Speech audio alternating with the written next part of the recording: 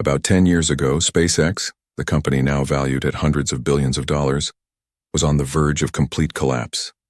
At that time, no one could have imagined that Elon Musk, the eccentric billionaire with a genius mind, was standing on the edge of bankruptcy. He had already attempted to launch 3 rockets and all 3 had exploded in the sky. Millions of dollars literally went up in smoke. Everything depended on one last decision. If the 4th launch failed, Elon Musk as we know him today would not even exist. Yet he took the risk, and against all odds, the 4th rocket succeeded. That single decision created an entirely new conversation about the power of risk-taking and decision-making. But this raises a deeper question. Why do highly creative people sometimes fall into self-destruction? And is going against the crowd always the right move? In his memoirs, Musk described how during his youth he discovered a unique concept of decision-making. That concept gave him the ability to channel his ideas into reality. The concept was something called the black horse. So what does it mean to be a black horse? It means being the kind of person who thinks differently, breaks structures, challenges norms, and plays by their own rules.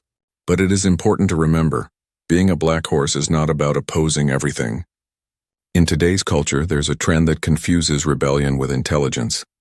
People think that simply disagreeing makes them look smart and different. True black horses, however, do not rebel for the sake of rebellion. They create new structures, new ways of thinking, without letting the labels and definitions of society define who they are. Author Todd Rose explains it this way. When we are born, each of us is naturally a black horse. We come into the world with unique talents and instincts. But slowly, through family, school, and society, those instincts are suppressed. We are told what we should or should not do, and in the process, many of our natural abilities are killed. A shocking statistic shows that only about 3% of people who graduate from school and enter the workforce report genuine satisfaction with life. Does this mean the other 97% are talentless? Of course not. It means our definition of success is broken. This is why the world desperately needs black horses. Because modern society is moving toward mass production, uniformity, and sameness. People are taught to eat the same food, dress the same way, follow the same trends. New ideas are pushed into the mainstream until everyone accepts them.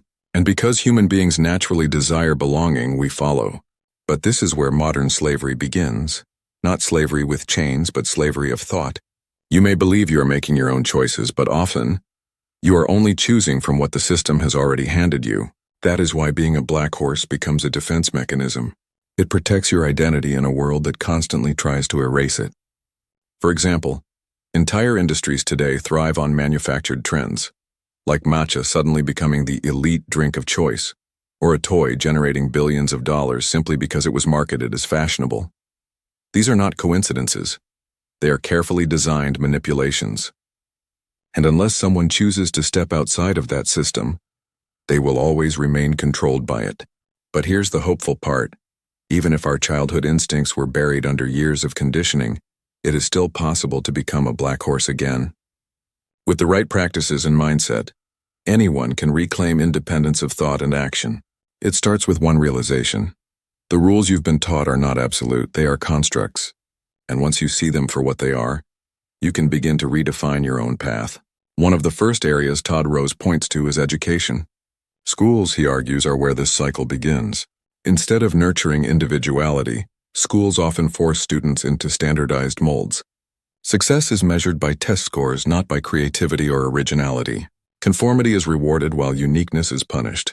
Students may have the ability to think differently, but they learn quickly that difference comes with a price: judgment, rejection, and exclusion. So, out of fear, they conform. Here lies the first golden principle of the black horse. They refuse to accept a single strategy for success. There is no universal formula that works for everyone. Black horses solve problems in their own way, guided by their instincts, not by predetermined structures. To illustrate, Rose shares the story of master wine tasters. These rare individuals, fewer than 300 worldwide, can identify a wine's origin, vintage, and even the vineyard, simply by taste. When asked how they do it, each gave different answers, completely unique to their process. The methods did not overlap, but the results were extraordinary. This is the essence of the black horse. There is no single path. This misunderstanding leads to one of the most common traps of modern life: copying without context. When people copy success formulas without adapting them, they fall into what Rose calls the illusion of knowledge. They believe they are doing everything right, but in truth, they are denying themselves the chance to discover their own formula. True black horses reject this illusion. They know that growth comes not from blindly following others, but from tailoring their journey to their own values, skills, and environment. This brings us to the second major principle, the power of micro-motives. Many people set huge, long-term goals but fail to maintain motivation along the way. The problem is not a lack of ambition, it is a lack of fuel. Human brains are wired to seek small, frequent rewards. That's why people often get trapped in short-term pleasures like scrolling social media or binge-watching shows. Those quick dopamine hits provide a false sense of progress. Black horses, however, use micro-motives, small, meaningful incentives that align with their personal vision. These little sparks keep them moving forward, feeding their motivation in healthy ways. Instead of being controlled by dopamine, they design it to serve them. But there is also a dangerous misconception about pursuing passion. Many believe that simply changing paths, like leaving engineering for art, makes them a black horse. But passion alone is not enough. The true mark of a black horse lies in the way they navigate their path. It is about how you think, how you choose, and how you create, not just what you do. Passion may guide the direction, but independence defines the identity. Of course, we must acknowledge the harsh truth. Being a black horse is not easy. The modern world is structured to discourage it. Economic pressures, rigid laws, and the constant demands of daily life often leave little room for independence. It's easy to say follow your dreams or quit your job and start your business. But what about those who cannot afford to take such risks? What about those who must support families, pay bills, or survive in economies where failure is not an option? Here lies the paradox. Being a black horse requires courage, but it also requires wisdom. Blind rebellion without resources is not strength. It is recklessness. Yet, even within these constraints, there are ways to embody the black horse spirit. Rose suggests starting small, reclaiming independence in thought, in perspective, in micro-decisions. By practicing ownership in little things, we build the courage to expand into bigger areas of life. It is less about grand gestures and more about quiet defiance, choosing to live by design rather than default. And here is where the third principle comes in: refusing to outsource your identity. Too often we let others tell us what success looks like. Society offers ready-made formulas promising that if you check all the boxes, you will be happy. But real fulfillment does not come from boxes. It comes from carving your own definition. Black horses know this deeply. They refuse to let borrowed definitions of success dictate their lives.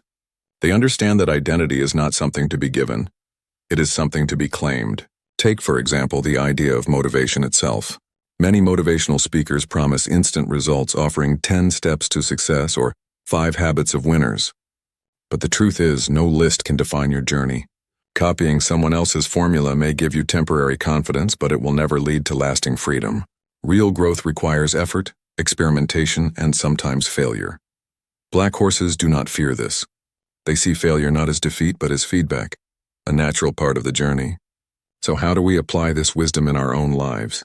First, by remembering that every strength we admire in others was built through persistence, not perfection. Second, by designing our own system of progress, shaped by our values, interests, and circumstances. And third, by protecting our uniqueness even when the world pressures us to conform. This is not about rejecting society entirely. It is about refusing to surrender your individuality to it. Rose also emphasizes that the black horse mindset is not limited to career or success.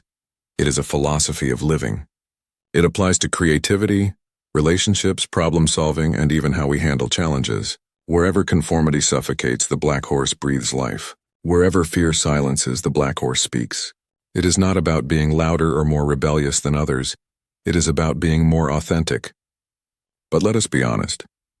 Authenticity in today's world is a radical act. It means risking judgment, facing rejection, and sometimes walking alone. Yet it also means finding true belonging, not by fitting in, but by standing out.